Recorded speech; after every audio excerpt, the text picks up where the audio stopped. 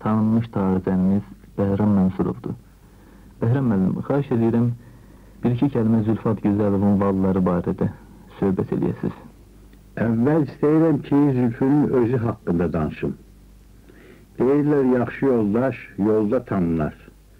Xanəndə olmağına çox yaxşı xanəndə idi. Ancaq bunlardan özgə yaxşı da adam idi. Gözəl yoldaş idi.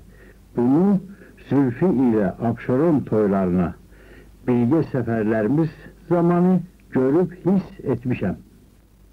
Bakı kəndlərində Zülfünün oxumağını çox sevirdilər.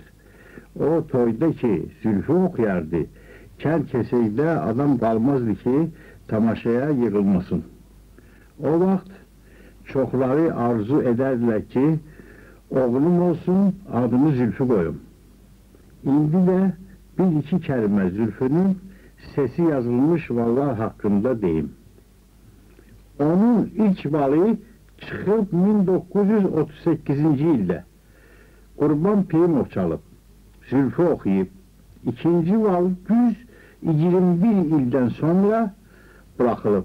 Bu dəfə onun üçün mən çalmışam. O vaxt Zülfü Zəngelan, Süzən Sümbül, Mahur Hindi oxuymuşdu. Bu ilin 1977-ci ilin axırlarında Zülfü ifasını sevənlər gözəl bir hədiyyə alacaqlar.